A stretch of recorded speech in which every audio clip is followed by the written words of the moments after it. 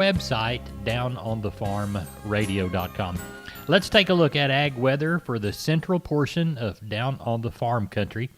That'll include areas, say, from Camp Wood all the way over to Shiner, places like Pearsall all the way up to San Marcos, and the central region. Down on the Farm country covers from Abilene all the way down to Alice. So it's a pretty good stretch of the country, but you'd be surprised how close our weather is going to be for the next probably week with the balance of the central portion of the state of Texas. As we look at today, we're going to be sunny, a few clouds, 90 the high, 71 the low. We'll rock along Friday, Saturday, and Sunday. Friday, 90.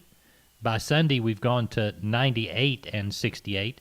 Monday, 94 and 67. Tuesday, 87 and 61. Wednesday, 88 and 63. Thursday, 89 and 64.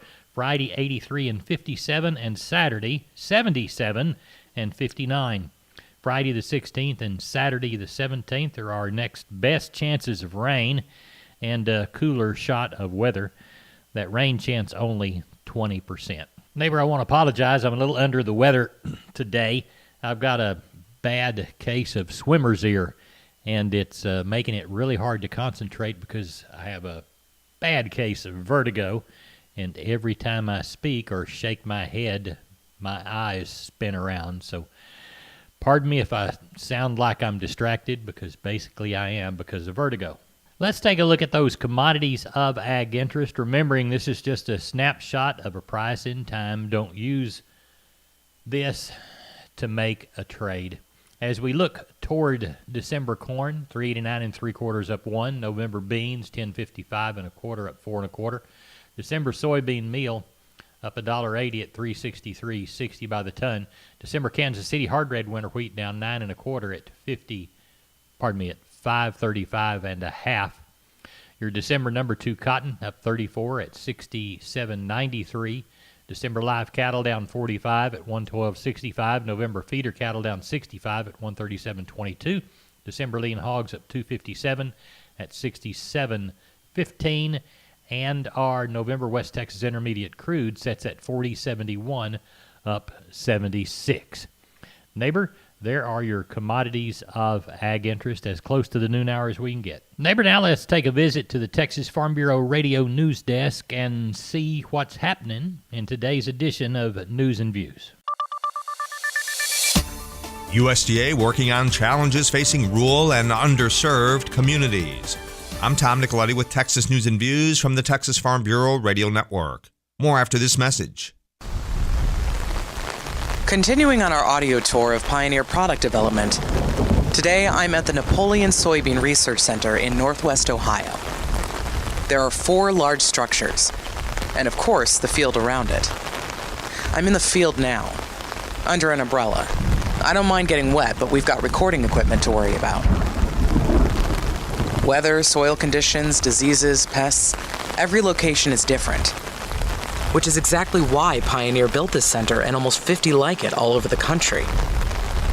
In fact, Pioneer has the most extensive soybean breeding and testing program in the industry. This allows Pioneer to develop varieties for just about every local condition. The Soybean Research Center in Napoleon. Another place that makes Pioneer, Pioneer. You'll hear more from me later. For now, let your local Pioneer sales representative hear from you. My guest today from the Texas Rio Grande Valley is Mike Beatty. He is director of the U.S. Department of Agriculture's Office of Partnerships and Public Engagement. And Mike recently was in Texas to make a few stops in the Valley and in the state capital as well. And Mike, first off, let's just talk about the basic responsibilities and function of your office at USDA. Yeah, great, Tom. It's great to be in Texas. You know, I'm from Georgia. The only state with more counties than we is Texas. I think y'all got 254. We got 159, and it's awesome to be here. And we work with the Secretary directly in a one USDA approach. We've got roughly 30 institutions that we work with throughout the country, our HBCUs, our tribal Hispanic serving, and we have liaisons there, and we really facilitate and partner with all of the One USDA teams throughout the country. This last couple of days, we've been working with the Farmers to Families Food Box Program. We work closely at the University of Texas, Rio Grande Valley. We have a liaison here, and tomorrow we'll be up at Prairie View A&M. So we, in a lot of ways, we're just that kind of that secret sauce that pulls everything together and makes what One USDA, coming together really effective, and work with all the great agencies at USDA. Secretary Perdue and I have known each other for 20-something years, and we love his motto, just do right and feed everyone. So we're the Office of Partnership and Public Engagement, and that's what we do. You mentioned Prairie View A&M University, and that's tied to one of your areas of focus, and that's the minority serving higher education institutions. Talk about that. Yes. Well, we work with underserved communities all through the nation, and we work, we have 19 HBCUs, historically, black college and universities, our 1890s. We work with our tribal universities and our Hispanic, and we have liaisons there. And we really, what we've done, we've created a platform called Centers of Community Prosperity, where we really coordinate and work with communities around those locations and really focus on what their challenges are and work with them to match resources. We've put together quite a great playbook that has all of the different resources of USDA and other federal departments, and to really help those communities build a bottom-up, locally driven strategy to really deal with their many issues. Because USDA, in a lot of ways, we do a lot of the community development, which folks really don't know that, but rural development can actually rebuild a community from under the ground all the way up. So we just work with a lot of great communities. Mike Beatty will join me again on our next program. He is director of the U.S. Department of Agriculture's Office of Partnerships and Public Education. After my first car accident, I feared the biggest damage would be to my wallet. I expected a mountain of bills and a long, drawn-out process. But my Texas Farm Bureau insurance agent was there when I needed her and helped me get back on my feet and in my car in no time. Instead of a hassle, I got reassurance and a quick recovery. Visit Texas Farm Bureau Insurance today at tfbinsurance.com to find an agent who's there when you need them most. Coverage and discounts are subject to qualifications and policy terms and may vary by situation.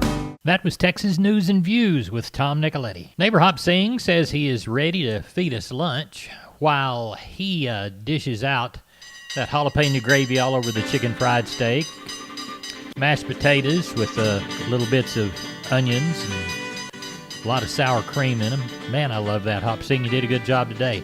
Carl Herman's going to do a good job. He's going to eat with us, and I know they did a good job selling cattle at Caldwell yesterday. Carl, how'd the Caldwell sale go?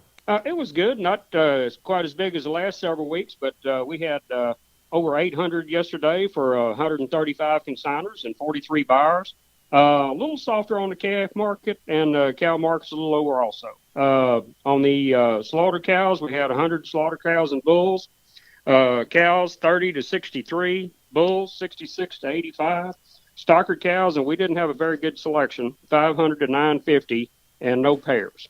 On the calves, 2 to 3 weight steers, 130 to 180. 3 to 4 weights brought 150 to 192. 4 to 5 weights, 130 to 170. 5 to 6 weights, 125 to 154. 6 to 7 weight steers, 120 to 137. 7 to 8 weights, 120 to 130.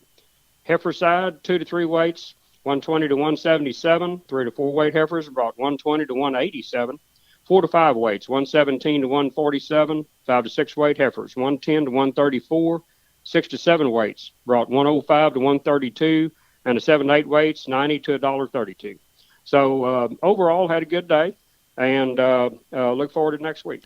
Well, tell everybody how to get a hold of you if they need to talk to you about a consignment or bring you something.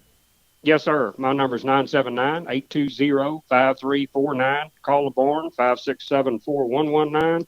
Remember, to Giddings and surrounding area, call Max Ebner at 540-8676. We appreciate it. Thank you so much. Yes, sir. Thank you. Bye-bye. Neighbor today on the Texas Vet Report, veterinarian Dr. Bob Judd describes processes that we use to check our bulls before fall breeding season. Dr. Bob?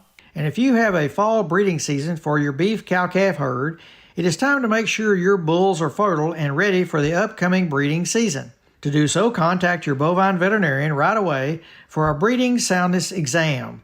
A breeding soundness exam needs to be performed prior to every breeding season, as Dr. Glenn Selk from Oklahoma State indicates that a heat wave like we had in August can reduce bull fertility for several months. Also, this is a good time to retest all of your bulls for trichomonas, which can lead to infertility, and even trim the bull's feet if needed when they are in the chute. Bulls that do not pass the breeding soundness exam will need to be culled and replaced, as it is not practical for a commercial operator to keep a bull with decreased fertility in hopes the fertility will increase by next breeding season. For this reason, start bull testing now so you will have time to purchase a new bull and get the bull on your ranch for a few weeks prior to breeding season. This allows the bull to get familiar with the environment and other bulls, and hopefully reduce stress and also become acclimated to the change in ration. Lots of young bulls are fed grain in pens, and it takes a while for their GI tract to get settled from the change from grain to grazing grass in the pasture. This change in rumen microorganisms requires at least 3 weeks minimum, and fertility could potentially be reduced during that time. Bulls will also establish a new social order when new bulls are added, and this needs to be settled before breeding season. Bulls need to be breeding cows at the start of breeding season versus fighting each other, establishing a social order. Where has the Pioneer Audio Tour taken me today? The road. I've been driving for a short while, but this is the beginning of a long summer. Last year, to learn about Pioneer's R&D pipeline, I went to 16 different places across the country. This year, I'm going to 9 more. Let me just take a turn here. Right now, I'm somewhere in the Missouri boot heel, but I'm going all over the place. By the end, I'll have gone to research facilities, farmers' fields, seed treatment labs, and more, each with a specific purpose in Pioneer's R&D pipeline. But here's the thing. Individually, each place is interesting, but together, they are part of Pioneer's massive local and national footprint. And that's the thing that makes Pioneer Pioneer. You'll hear more from me later. For now, let your local Pioneer sales representative hear from you. I'm Dr. Bob Judd. This is the Texas Farm Bureau Radio Network. Neighbor, they've got a sale going on down in Kennedy at Karnes County Livestock. Chris Carter and family, cousins and everybody run that outfit.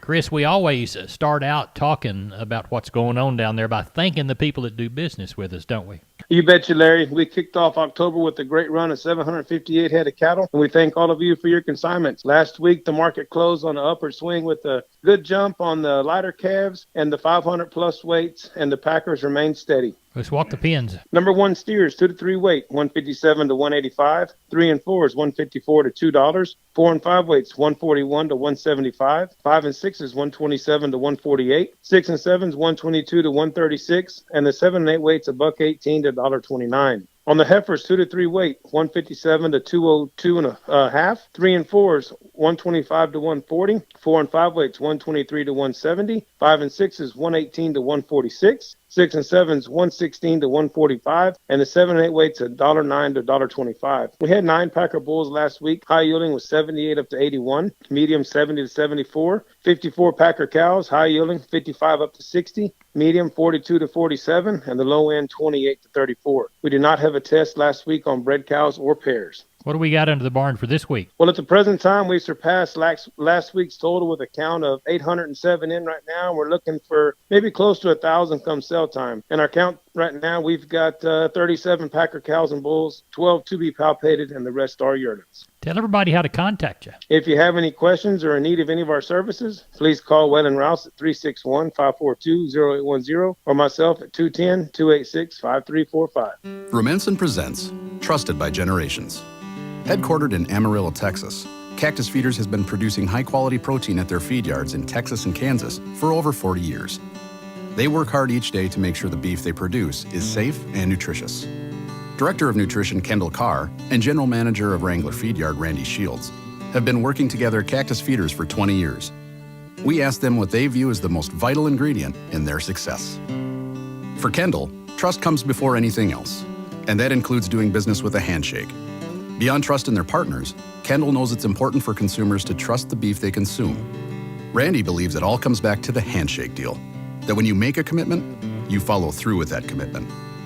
Both Kendall and Randy are proud to carry on the legacy of helping people learn and grow in the beef cattle business. Rumensin has been trusted by generations of cattle producers to help build their legacy. What will your legacy be? Explore more legacy stories at trustedbygenerations.com. Neighbor, it's time to travel a bit, so let's get the cowboy crew and head on up to Fredericksburg to Gillespie Livestock. Help Sean Geiswhite get all these cattle distributed that they sold yesterday, Wednesday, in Fredericksburg. Sean, how'd the thing go? Oh, Larry, it went real well. We ended up with about $13.50. Market on the cows is probably a little softer. I quoted them kind of two to four softer on the cows. Calf market might have been just a hair softer. And then we had some bright spots also in there. You know, those steers kind of weighing at 4 to 5, kind of bring up to $1.75 or 80. And on the better ones, you know, the heifers, they might have been just a tick softer, kind of the 135 on some of those better heifers. And you get those 6-weight heifers kind of somewhere around $120, 25. Might have been just a tick softer there on that end of it. And then those yearlings we advertised, they ended up weighing like 721 or 2, and they bring $138.50. So I thought that was awful good, being where the board is. So I thought we got along pretty well. Good deal. Good deal for an October sale. Now, we'll speak with you Sunday night for Monday. In the meantime, do you know of anything coming? Oh, I'm sure we'll get somewhere around that 3 again. Had a call today. Got some kids coming from out west, so we've got to start there on the Tuesday sale, and then of course we have a wean sale next week. So I'm sure there'll be some cattle come that we don't know of yet. Right. The weekend goes, but sure anticipate somewhere, you know, like we had this week, that 1,300 to 1,400. Sean Geiswhite, Gillespie Livestock. Tell everybody how to get a hold of you. You can reach us at 830-997-4394. Neighbor, it's time once again for Live Oak Livestock Auction Special Female Replacement Sale, Saturday, October the 17th, 2020, Highway 281 between George West and Three Rivers. Here's 50 F1 Brayford pairs and bred cows 3 years old. How about 40 Beefmaster Cross pairs and bred cows 3 to 6? How about 10 Gray Brahma heifers? How about 20 bred Brangus heifers? How about 20 Beefmaster pairs and bred cows? They'll be 6-year-old. How about 10 Angus Cross heifers, 20 Beefmaster Cross heifers? Here's 75 South Texas crossbred cows, 6 to 7 years old. And here's Angus bulls, Hereford bulls, and Charolais bulls. That's Live Oak Livestock Auction Special Replacement Cow and Heifer Sale, Saturday, October the 17th. Contact Riley Rhodes at 361-813-6650. At 361-813-6650. Neighbor, one of the responsibilities of a hunter is to not waste wild game.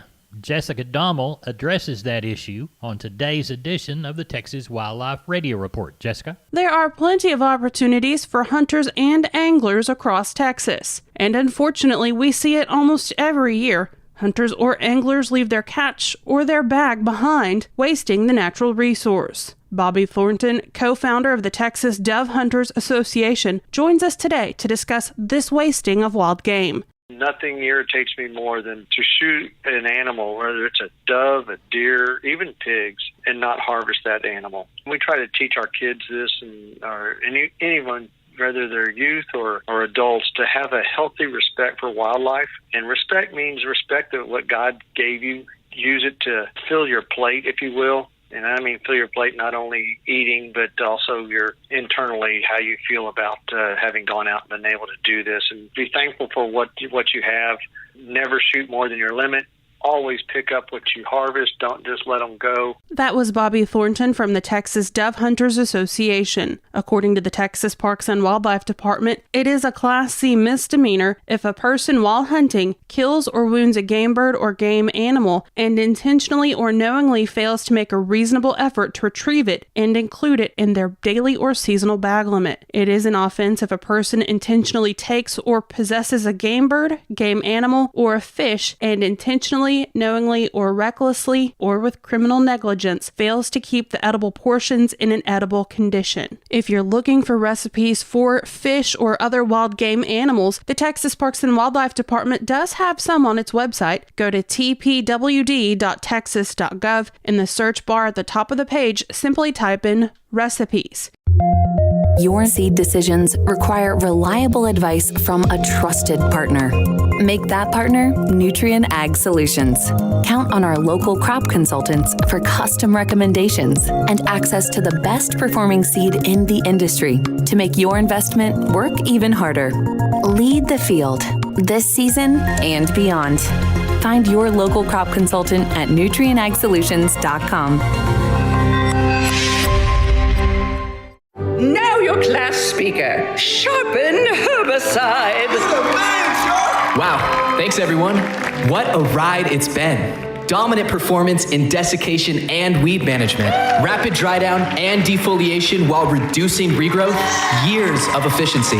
And whatever our future fields hold, we'll always deliver that same premium harvest aid. Sharpen herbicide, everyone. Your top harvest aid performer in any field. Always read and follow label directions. For the Texas Farm Bureau Radio Network, I'm Jessica Domel. Neighbor, it is time to head up into the Guadalupe River Valley and talk to Cousin Brian. That's Cousin Brian Lentzman from Seguin Cattle Company.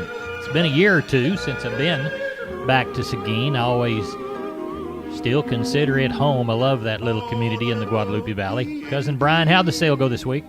Well, I'm guessing the fall runs are catching up with the cattle market. Stocker calves, they're 5 to 7 lower in places, and packer cows another 2 to 3 lower this week. So, like I said, it's sheer numbers again. On the 2 to 3 weight steers, they brought from $1.30 to $1.90. The 3 to 4 weights, $1.30 to $1.85.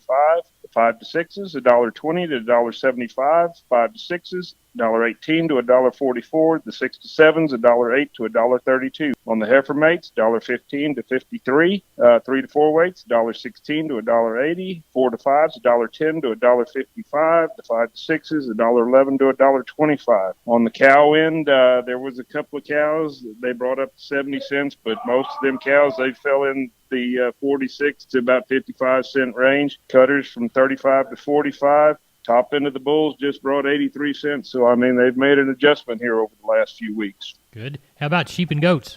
Sheep and goats, that's unchanged. Those good nannies, they brought from $170 to $235. Those good kid goats brought from $270 to $335s, with the wethers bringing from $1.90 to $250. Then when you get into those dorpers, the ewes brought from $140 to $170, with those good lambs bringing from $240 to $270. So, like I said, the goat market, I mean, there's nobody controlling that one. That's right. Going to be a good market next week, you think? I do believe. I mean, it's like I said, I've worried about it, and I talked about it during the summer. If it gets dry and fall hits at the same time, I think we're getting in this. And we got another sellout next week of another 60 cows. I have not laid my eyes on them, but we can talk about them next week. But it's just going to be the numbers game now. Well, tell everybody how to get a hold of you. Hey, give us a call at 830-379-9955, or you can call me on my cell at 830-305-0652. We appreciate you, Brian. Thank you. Hey, you take care, Larry. This isn't what gets a cotton grower up. What gets a cotton grower up isn't made of plastic-covered electronics. It's made of heart, determination, the calling that doesn't need a buzzer. Because early is the key to success. Stoneville Cotton knows too. It gets out of the ground earlier and establishes a healthy stand quicker, so it's less vulnerable to weeds, weather, and insects. For a stronger finish, own the early with Stoneville Cotton. BASF. We create chemistry. Always read and follow label directions. Neighbor, it's time to take a look at the grains courtesy of John Tuggle. Call 800-288-4453. Number 2 or better Milo through Corpus in October. D's plus $2, $10.51. Progresso $8.50. Number 2 or better yellow corn through Corpus in October. D's plus 35, $4.23. We'll call Houston D's plus 30, $4.18. And Progresso $8.15. Hard red winter wheat through Corpus in October, D's plus 75, $6.19 and a half. We'll call Houston D's plus $1 bill, $6.44 and a half. We'll call Houston beans, October, November delivery, November less 15, $10.29. We'll call Placido, November less 60, $9.84. Neighbor, we moved 7,697 bale of East Texas cotton, 6,209 bale of West Texas. Prices range from $60.59 to $63.59. That made that average on 7,697 bales about $62.09. And with that grain and cotton report, that makes this edition of Down on the Farm a done deal. Neighbor, we are the best darn farm show in 100,000 square miles of the great state of Texas, because you're our neighbor and you listen to us each day. Thanks for doing so through our podcast and live stream platforms. Our website is downonthefarmradio.com. Good day.